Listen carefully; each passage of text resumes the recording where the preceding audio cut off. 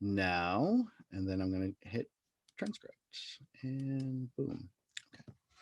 So, hi there. Welcome to our conversation with Ryan White and Alex Clausen, the directors of Raw Uncut Video. And we also have with us the subjects of Raw Uncut Video, Jack Fritcher and Mark Hemry.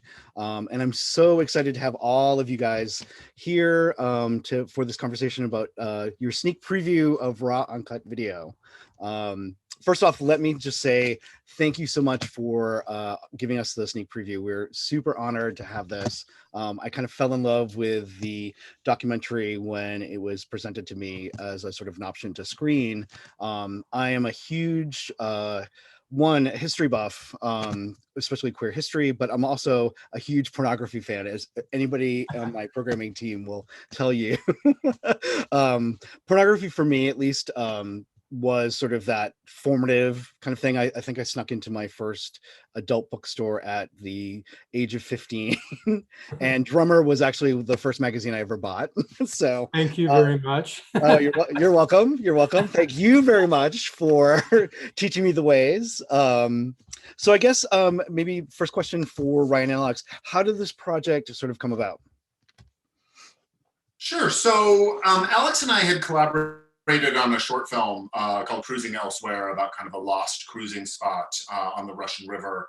And before that, we had interviewed Jack, and that's how I met Jack, was through that project. And so we started kind of hanging out with Jack and Mark a little bit. And I didn't know about Palm Drive beforehand, but at some point, Jack and Mark kind of said, oh, we did this thing in the 80s and the 90s. We had this porn company and, Palm Drive. And hey, if you're ever interested in any of the videos, you're welcome to them.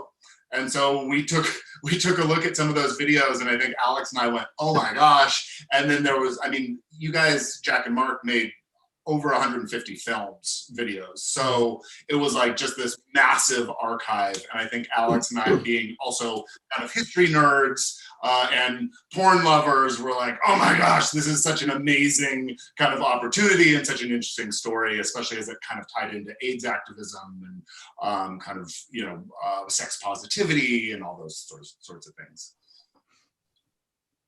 Anything to add, Alex?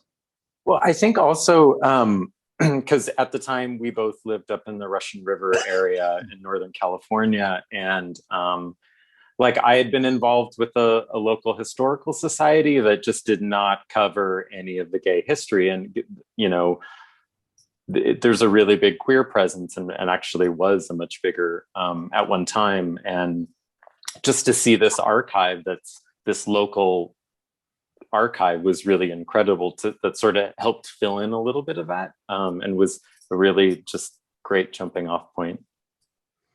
Yeah, I have to say that you guys put together this really great documentary that really kind of piques the interest of sort of preserving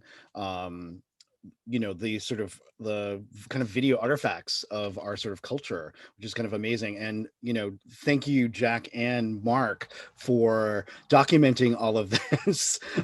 It's really kind of amazing. One of my favorite sort of kind of quotes, I guess, from the documentary is that describes the relationship between Jack and Mark as having this flow. Tell me a little bit about what the secret of this flow is, because it's infectious. Obviously, everyone that you kind of came into contact that was interviewed for the documentary kind of spoke about this sort of almost like utopian magic that you guys kind of created. Maybe talk a little bit about that. You think I can answer that? I didn't say it was an easy question, but well, we met in May 1979 at the first post-mortem birthday party for Harvey Milk. And across the crowds, we saw each other, and we both walked under the marquee of the Castro Theater, and we started talking, and we hit it off. And I invited Mark to come back home with me, and he said, no, I can't, because I have to study for a biology exam tomorrow because I'm graduating soon. And I said, I've been turned down for lots of good excuses, but that's the best I've ever heard. So he could stand up for himself against me. I could stand up for myself with him. And together we just intermeshed. What I needed, he had. What he needed, I had. And it just flowed in our daily life and in our artwork. Because I was editing Drummer at the time. So basically Mark saw what I was doing was putting Drummer on screen. And he, like you, understood what Drummer was. So he understood the matter. And it was just a commonality of interest, two gay guys meeting up and hitting it off on their real life personalities. And when we met Ryan and Alex, it was like, okay, here we are again, but this is the next generation. It was like meeting the next generation. Mark and I were saving gay history. I mean, in Drummer, that was the first draft of leather history. And Palm Drive was again saving gay history. And then along come Ryan and Alex, and they're, in a sense, the new generation. So we were passing the baton onto them. And they picked it up and ran with it and created, really, despite the fact that it's about us, really splendid video.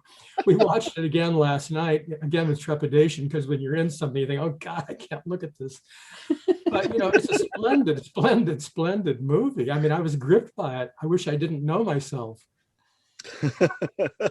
Mark, do you have anything to add?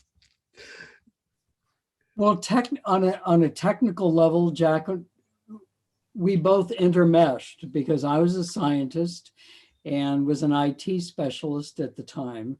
And of course, that was at the very early beginnings where computers were just coming into play, where, I was working off an Amiga, doing first editing and first things like that using an Amiga. So we moved through the chain of technology as we were threading through all of that. And we were both able to lean on each other's skills, and yet then we were just so in sync and compatible with each other that we were able to actually create art together and then live a life of art together. Right. I was basically loading the front end with with concepts for the videos and casting them. We cast them when we cruise around together looking for actors. But then when it came to the technology, Mark always kept us up with the latest camera equipment and editing equipment that was available. And remember, when we started, all this was very primitive. It was the first days of the video camera, the VCR. I mean, I used to carry this huge weight belt, which was a battery around my waist, which weighed about 30 pounds. Plus I had a recorder hanging over my shoulder and a giant on one shoulder and a giant camera on the other shoulder. I mean, it was like a physical workout, but Mark would take all the technology and keep it as modern as possible. And then he would do all the editing and basically the production of the film. So the two of us kind of both had our own areas that intermeshed and, no problem working with each other on it. I mean, it really kind of speaks to sort of the strength of your relationship too, because you persisted for such a long time with this sort of pop and pop business of, sort of marketing and sort of like creating these sort of like films that really kind of spoke to a generation that was really kind of struggling to sort of have validation in the sort of like, because I mean the 80s were, I grew up in the 80s, so the 80s were rough to grow up in. I can only imagine being an adult and sort of trying to sort of eke out, especially after the sort of excess and the exploration of the sort of the late 70s and the early 80s. So I'm really, again, the legacy that you sort of leave the next generation is so vast. And it's kind of the one thing that I really it's kind of stuck to me too is that it's now the archives is there. Where do you know what the future of, have you thought about the future of the archive? And maybe Ryan and Alex, do you have ideas for helping that along? Question. Well, one of the things I wanted to add, Jack and I got our feet wet working together per se, not long after we were together, still in and Jack had just left Drummer, and we put together a zine called Man to Man. So I'm not sure if you're aware of that, Sean, but it was the first 8.5 by 11. It was usually 50, 60 pages. There was no desktop publishing, we Xeroxed it, we collated it, we stapled it, we mailed it out, and we managed it for 2 years. And then we finally looked at each other and said, this is getting bigger than the two of us. One of us is going to have to quit our job. And This was before computers, yeah, desktop publishing. So it all had to be typed. And it was kind of a dry run. That 2-year run of doing a little print zine gave us an idea of how we could work together, so that when we felt like we wanted to launch Palm Drive, we knew the patterns of our intermeshing of what talents we had. right. And Palm Drive itself extended now even with Palm Drive publishing, with all of the books that we do. So we're still active in the publishing world, not video publishing per se, but in book publishing, we're still doing that. There's several new books that are out, and going to be in probably in 6 months, we'll have 3 new ones out. So, so we're still doing all of that. See, I think we ventured off from your question. It's okay. Can I interject? Add the for 1 moment? archives. Yes. Bad, we're- Ryan. Oh, good. Sorry. We're currently working with Cornell, and we're planning on probably at least digital copies of all of Palm Drive, both stills and film, both original copies, the original camera original edit copies, and sometimes even timecode copies, have all been digitized. And we're going to we're still in negotiating who's going to house the originals, but at least electronically, they will probably be at the One. All of the electronics, both video and stills.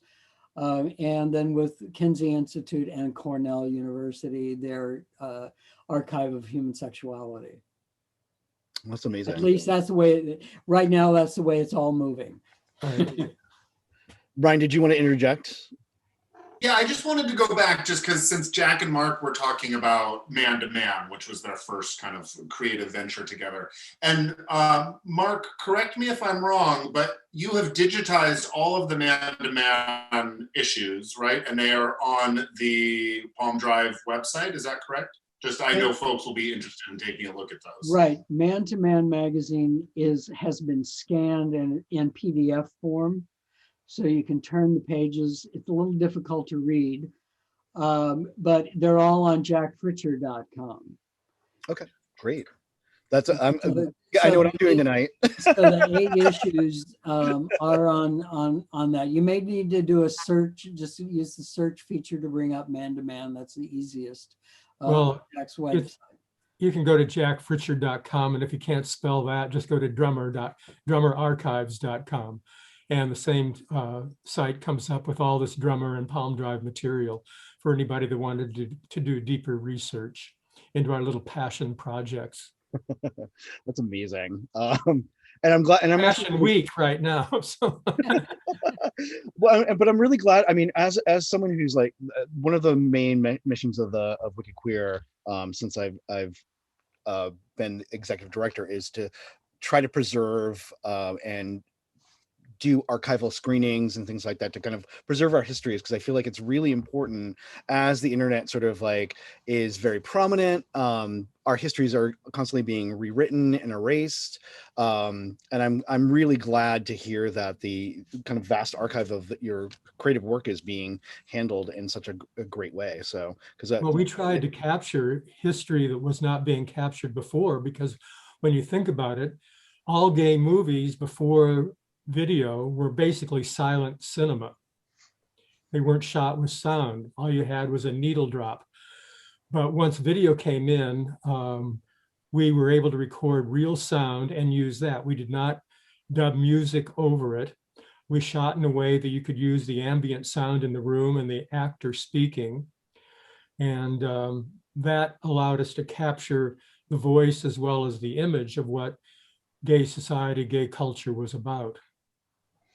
And I also like want to compliment you like for your sort of, I guess, gaze as a filmmaker as well, because I have to agree too. Like I could see a lot of the Palm Drive videos that I've seen, which is not a lot, but that they could be at the Whitney. in a sort of avant-garde or Right. experimental kind of program. And as an experimental filmmaker myself, for me, like, I'm really happy to sort of see that verite kind of like lens kind of utilized so well in sort of filmmaking. Right. Well, that's exactly what we did, is embrace the cinema verite of people like Truffaut, and made it video verite.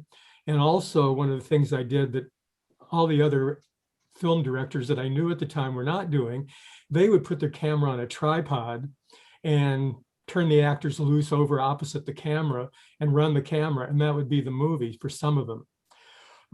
What Palm Drive did, that none of the other studios did, was take the camera off the tripod and move it around like it was the face of the viewer. So when Ryan boldly shows me shoving the camera into Chris Duffy's ass, it's not me having sex with Chris Duffy. It's me capturing into the camera what the viewer at home wants to be doing with his face, going in repeatedly. So taking the history of cinema, I did teach film in university for years, and I learned about the importance of the close-up from Eisenstein's work, and how he talked about editing and putting that face in between the other footage, and how that face then held 1,000 messages. And then Andy Warhol's Bike Boy, those kind of things. I was doing video portraiture and film portraiture back in Super 8 in the 50s and 60s. And so I just transferred that to these video portraits that turned out to be the Palm Drive collection. Because each one it's not autobiographical about the filmmakers, it's biographical about the actor in the movie. Because when we'd find them, we would talk to them, ask them what they were into, and then direct them so that they could give us their fetish in spades, being invited to do it with an intensity that they had never been brave enough to put forth before.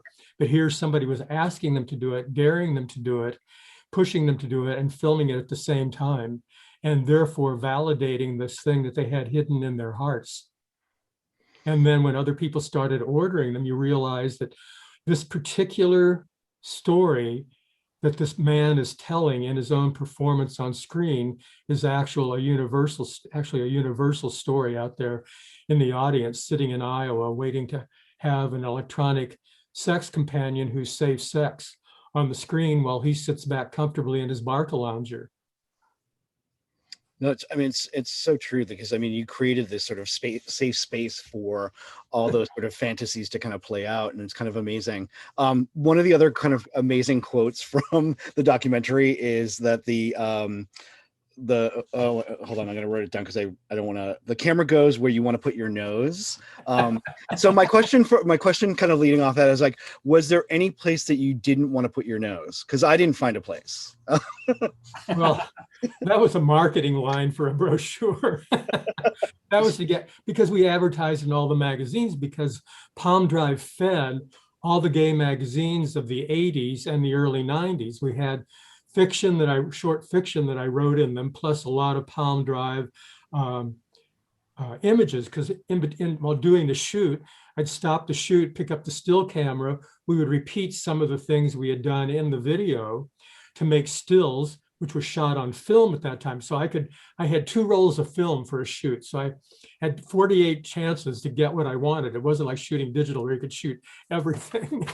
So a lot of those things got into the magazines and helped shape the taste for Palm Drive, which also shaped the look of those magazines. And that, I think, made it all come together for people. I would definitely agree that the sort of synergy of it all sort of really was formative for the sort of porn of that time. Because you can't really sort of like escape because there was Falcon and stuff like that, which was very mainstream for porn. But I remember seeing the sort of the VHS tapes of Palm Drive in the local adult bookstore, and the look of them was so different than the the clean glossy covers. I like the sort of the like almost punk ethos of it, with the sort of like the cut and paste and the sort of that sort of look of it really kind of was appealing to me, because it spoke of something different, but also something very personal. You could tell that the love was there. Yeah, because I think of those, each one of those box covers was an individual art object in and of itself. And we created those based on the film, but independent of the film, but hoping to evoke in that marketing text and images there that this is what looking at the film would feel like. So some of those shots that we took would feed into the, they'd be on the covers of magazines, in the photo spreads and the layout, and even in the centerfold. In fact, there's a palm drive centerfold in Drummer that is one of our models slapping another model, Steve Thrasher, who had a mouthful of beer, which he spit at the same time that the slap went across his face. And it's one of those to die for still frames that it's the only centerfold in Drummer, and maybe in all of gay magazines, that does not have any nudity in it. Violence alone was enough. Well, that's the kind of the thing too, is like the because most of the videos were solo too, it kind of created this sort of space where, again, there was a safety in the time that everyone was really kind of questioning, what was possible. What was possible, which is kind of just a kind of really groundbreaking way to look at sort of eroticism and sort of erotic, I guess, marketing, or product in many ways. So you guys, created this whole world that people are still sort of copying now, which is kind of amazing. Well, that solo thing was what we wanted to catch, because when you go out cruising, you cruise basically for one other person who's going to come home with you, and he's going to be your solo and you're going to be his. And one of the reasons we shot away from the city was we'd have people come and visit us, and it might take them 5 hours, it might take them a whole day and a stay overnight to drop their urban ways, to drop the bar pose, so we could peel their personality, the layers like an onion, to get at the sexual being, the sexual beast that was there uninhibited, and get them to feed it into the camera. And people say, well, didn't you have sex with all these people? I had sex with none of these people, because that would have ruined everything. Whatever sex there was in the studio had to go into the camera. Otherwise, it was a waste of everybody's time. So as I say, what you see on screen is not our autobiography, but it's the biography of the actor to whom we were playing as a director. And sometimes I direct from off camera, but sometimes these people would need help.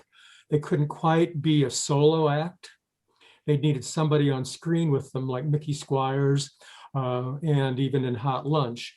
They needed somebody else on screen to help them out. So I would direct from within it. I'd be in there as a figure, disguised oftentimes, and talking to them, getting them to do what would look great on the camera, but not interrupting because we were shooting with real sound, but not with the director's voice coming in and saying, now move to the left and move to the right. I just push them to the left and get what I wanted. They would want too when they finally saw it, because sometimes they say, what are we doing? I say, never mind, it's in the camera. One of the things, there's a couple of films where we actually, for the audio, left Jack's direction in it. Sunny Butts, for example, we left Jack directing Sunny, because it was almost, sometimes people hire hustlers, but they don't know how to treat a hustler. How do you get out of a hustler what you want out of them? How do you direct them to thrill you? Because the hustler's only going to give you what as minimal as they can. They're minimalist artist, right? Right. Yeah. And so one of the things very early on was with Sunny Butts, for example, we made a decision to leave the direction in. Jack telling him, now do this, now do this, now do that, now pose for me. So it was more like, what do you do with a hustler that you've got in that's standing in front of you? How do you, some people have never done it. Well, Sunny was the young, that you're giving that kind of direction too. Right. Sunny was one of the youngest models we ever had. He was 24 at the time, and he had posed for some other companies, but they were still photos. And he took direction well. I had asked him what his fantasies were. So what I did would get him into the CHP uniform or the football uniform that I wanted him in. And then while he was posing, I would tell him what to do, but then I would talk his fantasy to them because I like to do a sex rap. And I would talk, if he were my sex partner, this is what I would have been telling him to turn him on, to keep him going. And so that's what I used in order to keep him going on screen. And when Mark heard it, he said, well, we can just leave this in, because the viewer, I mean, the thing that most viewers wanted was to see what goes on on a film set. And it gave them kind of a peekaboo of what went on, of how you get a performance out of a person that's genuine. Yeah, I mean, it's definitely like I really love that sort of directive as well, because it also like is, again, like you said, how do you treat a hustler, but it's also instructive. What I find the Palm Drive video, the videos are very also instructive with fetish as well. It kind of gives you sort of like rules of engagement, I guess would be the right words. And I found that, like, especially as a younger man, like I found that really liberating to have somebody sort of like show you the ropes, I guess, Right. in many ways. And I think that like that still speaks to a need that we have today, is that your videos were very male focused. And I feel like sometimes a lot, especially like at least now, men don't have a way of communicating with each other to kind of get their sort of desires. So it then becomes this sort of like, coded language, and you're not necessarily saying a lot. But I feel like the more of those lessons are really kind of needed. And I'm hoping that with this documentary, a new interest in Palm Drive video and the videos that you kind of created, and those sort of instructional sort of videos. Well, they were sex ed videos, yeah. And they gave permission to do things they'd never thought of doing, or they had thought of doing but thought they couldn't do them. And some of the things that people told us they wanted to do, that look extreme perhaps in our videos, they look that way because that was basically the first time a lot of this stuff was ever on screen. Now, if you go to Pornhub or thisvid.com, there's categories for every one of the Palm Drive videos, So, and also that solo thing that has now become so popular with people having their own camera and shooting these. I just marvel at the films that people shoot of themselves that they post on porn sites, because we worked so hard to get that out of people with the cumbersome equipment we had back then, that now they can do it with such facility and such grace that it's really wonderful. But what they're doing is really taking up something that was not done before Palm Drive did it, daring to put one person on screen. But I believe in the power of the human face, and that human face properly placed on screen with good lighting and some attitude, and a sense of what video time is versus real time, really delivers a punch when somebody's at home looking at it. In fact, we'd say, if you've watched 15 minutes of a 65-minute Palm Drive video and you've come, stop, and then rewind it, and tomorrow night come back and watch part of what you go into the new footage, but savor what you've got. Don't watch this like it's a Western and you want to get through the plot. There is no plot, because we did not want a plot, because plots encumber sex. I completely I agree and I disagree with that, because I mean I'm a big fan of Joe Gage, his work, and he really kind of like put a narrative to sex that I definitely have to say that I popped my cork a few times to that narrative. But I also I completely agree that the Palm Drive video sort of exists as this sort of like, you should kind of like stretch it out and sort of savor it too, which is kind of amazing. Brian and Alex, how did you sort of discern, with all the sort of archive footage that you had to go through, what was going to make the cut for the documentary? That took a long time. It did. Because I'm sure there's an amazing. Sorry, go ahead. No. Just like I'm sure there's still treasure in there that we still haven't viewed yet. I mean, because it's just like going in, there was always something new that was in there. But you hit right on the things that you did find. In fact, we've marveled a couple times in watching it of how you were able to illustrate what we were doing by finding things hidden in footage that was never intended to be on screen. It was the sort of behind the scenes footage of what we were doing. And you found just the right line or the right shot to put in to illustrate the points you were making in your own narrative. And we really thought that you did a great job of mining the footage, a tremendous amount of footage that you looked at. Well, it was a process going through all the archive, because I would say minimum, we had something like 200 hours of footage. And so Jack and Mark gave us access to both the edited palm drive films as well as all the camera originals. So all the behind the scenes, Mark would be filming sometimes, Jack would be filming sometimes, and basically all the tapes. And so we had to essentially go through all of that and find the story. We had an amazing associate producer and assistant editor, Haley Gilchrist. They spent a lot of time. We had this ongoing spreadsheet where it was like Alex would take some footage, I would take some footage, Haley would take some footage. We'd have this Google Doc going where it's like, oh my gosh, here's this great thing that happens at this particular moment on this particular tape. And then, but I mean, Sean, to answer your question, and you're kind of going back to what Alex said, it took a long time. It was a process. We went through multiple sort of storylines and, had multiple sort of, I think Alex and I both had our own favorites of like who I thought was sexy or who Alex thought was sexy. And it's like, okay, that person's sexy, but maybe they're not like the best personality, so kind of going through how do we find our characters? How do we, and then of course there's the celebrities, right? There's the Donnie Russos, there's the Chris Duffys, there's the Mickey Squires. So there were those folks. They were those were easy, right? Where it was like, okay, we're interviewing Donnie, we're interviewing Mickey, so we want those folks in the film. But then, again, Jack and Mark, 150 plus films over a 12-year period. So yes, there was just so much for us to go through. But it was a lot of fun.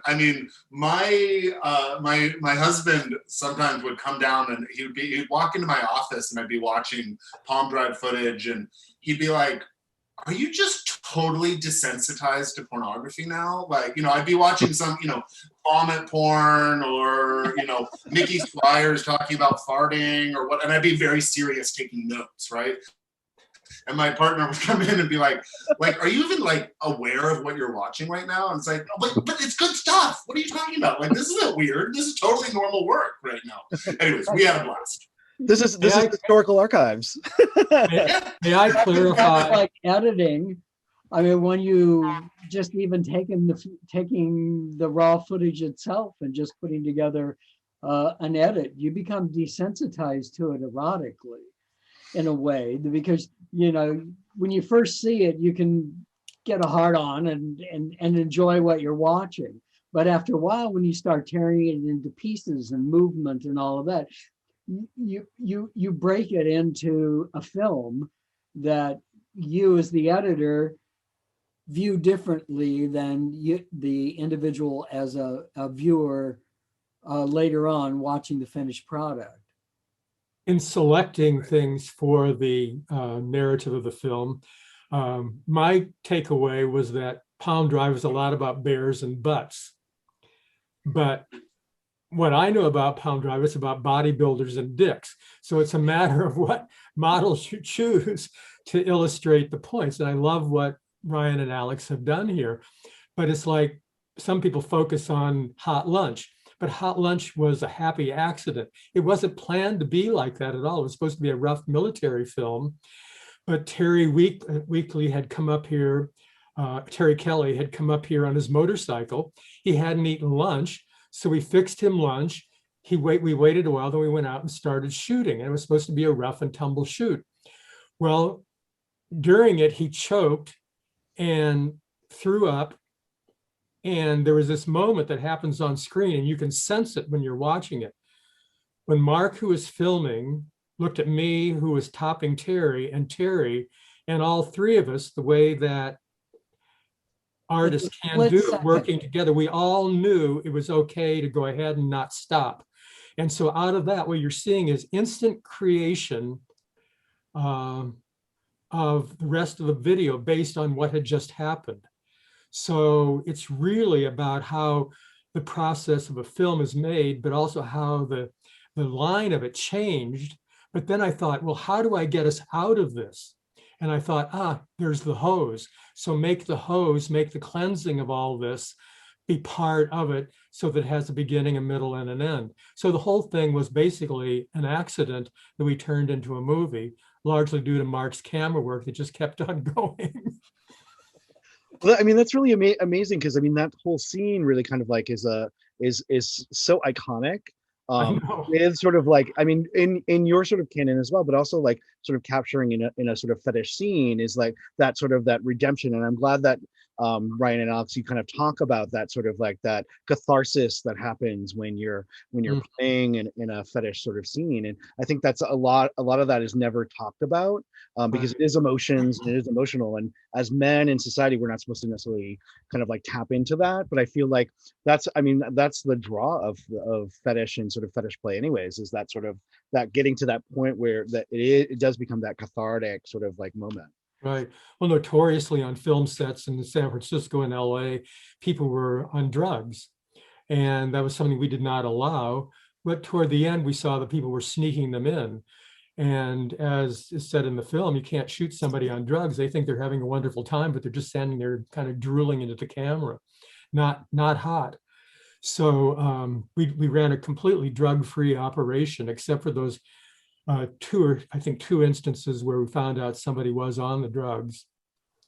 And that was shocking. But that was one of the reasons that we stopped, because we ran a safe set as far as HIV was concerned and as well as drugs were concerned, because we considered all these people, nice as they were, pretty poison. We didn't go near them because of AIDS itself. And we stayed our distance. I mean, we were social distancing on the set of Palm Drive back in 1986 because of the virus then.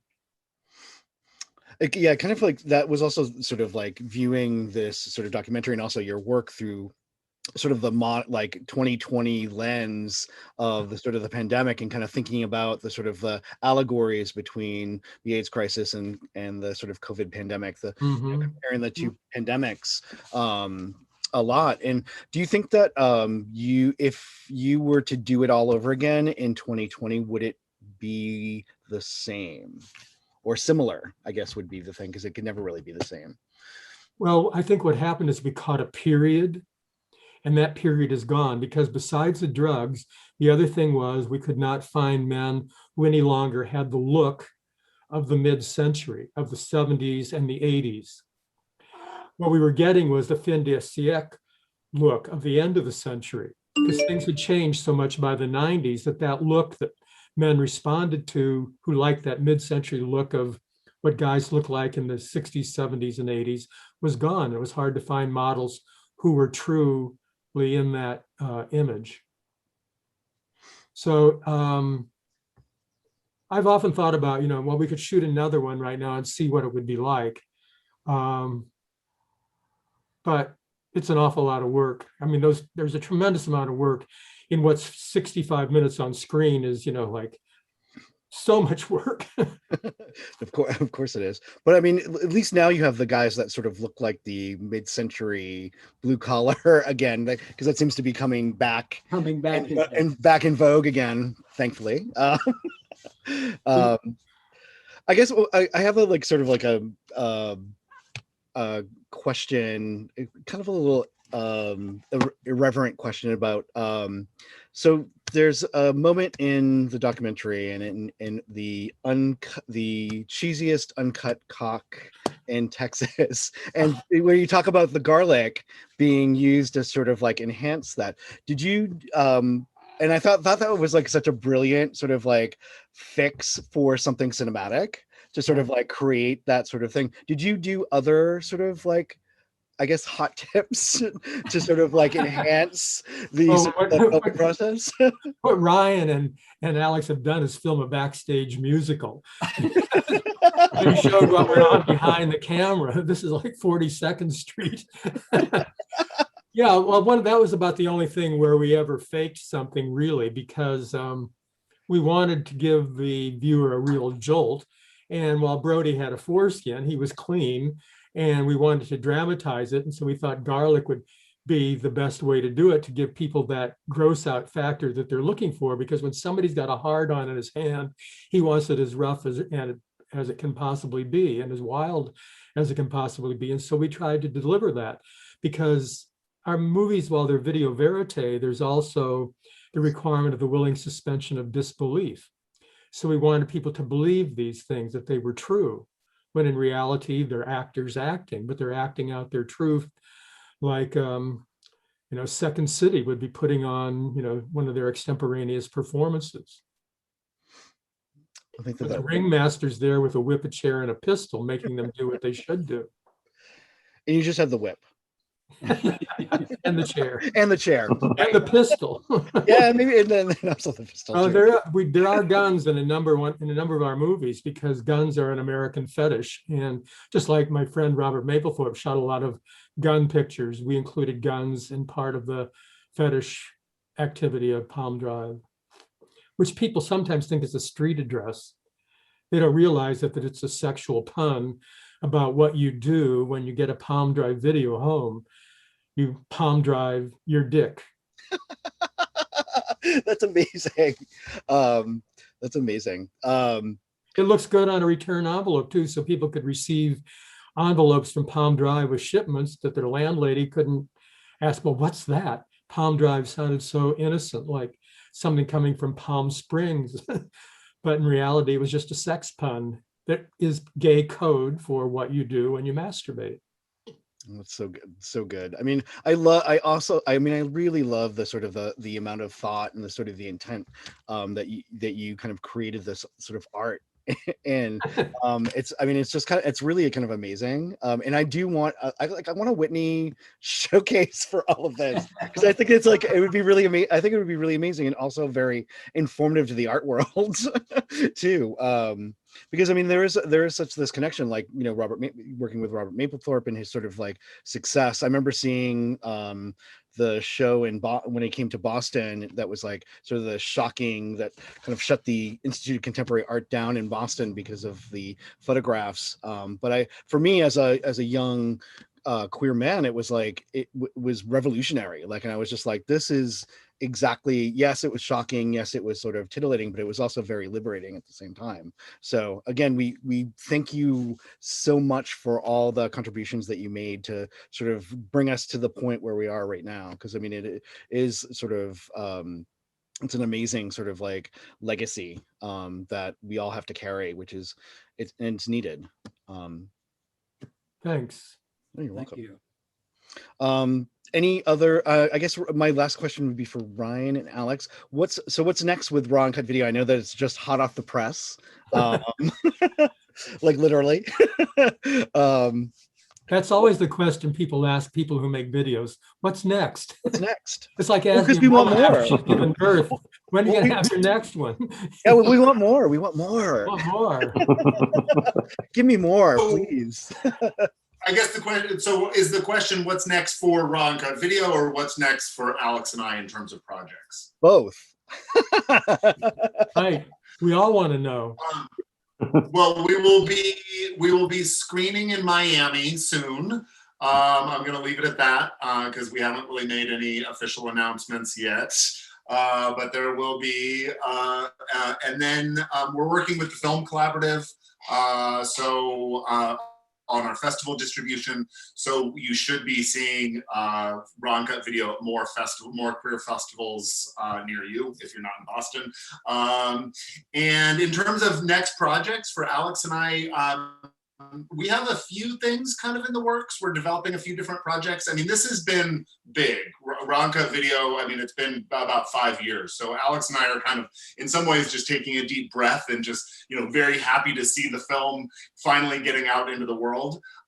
We have a couple of projects potentially about some of the Palm Drive stars that we didn't get into as much. So Chris Colt is a character that we're interested in. He was a professional wrestler who did a few films with Palm Drive, but so he was an openly gay professional wrestler. Also, Chris Duffy is another very intriguing character. We're kind of in talks about a potential project about him. And then on a completely different note, I am obsessed with the movie Basic Instinct. And so I've been wanting to make a movie about Basic Instinct for a long time. Well, the controversy around it, it was filmed near my house when I was a kid. It kind of ties in with a beach project I've been wanting to do about the gay beach near my house where I had my first sexual experiences, which is also Sharon Stone's private beach in Basic Instinct. So we've been tossing around a lot of ideas, have a few projects kind of like starting to get into motion at this point. Alex, I don't know if you want to add anything there. Oh, that sounds like what we've talked about. Didn't your father take you to see Basic Instinct when you were a teenager? My father took me to go see Showgirls when I was 15. It was NC-17. So it was a big deal for me to go to an NC-17 movie. It was a very embarrassing moment to sit in the theater with my father. It was like I grew up somewhere where there's a huge military presence. So there was a lot of like men by themselves. And then my dad and I in Showgirls. And at that time, I didn't quite get the camp value of Showgirls. So I was just like this mortified teenager. Like, why did my dad bring me to this movie? Like, I just feel really, really, really uncomfortable. That's amazing. What I love about Ryan and Alex's film is that it's about the 1980s as gay cinema changed from film to video, as the content changed. Palm Drive is just exhibit A within their wider scope of the concept they're revealing about gay history. So I think their bridge from the 70s to the internet is just a brilliant survey, of which we just happen to be an illustrative part. But I appreciate that so much, the way they reflected the art we were doing. Yeah, I have to agree with that, because it is sort of like a sort of document of how things have changed, and also kind of makes you think about where we are now, as well, which is kind of nice, and sort of the struggles that pornography still has to sort of exist with, now Utah sort of banning pornography. Here we go again. Only if other states are doing it, though. Like what is that all about? I don't understand it, to be honest. But thank you both for sort of creating this sort of document of our history, and also showcasing Palm Drive Video as part of that, because I think it's all very important sort of knowledge that could be lost to sort of the annals of time. But thank you for sort of creating this documentary to sort of make us think and to kind of continue that legacy on. And I want to thank all of you for joining me, Jack, Mark, Ryan, and Alex, for this interview. Raw Uncut Video is screening April 8th to the 18th on Wicked Queer on Zerb TV. And if you're not going to miss it at Wicked Queer, but if you are going to miss it, I guess it's going to be showing in Miami and at a festival near you. But please come to Wicked Queer and check out our program at wickedqueer.org. And thank you, gentlemen, so much. Thank you, Sean. Thank you, Sean.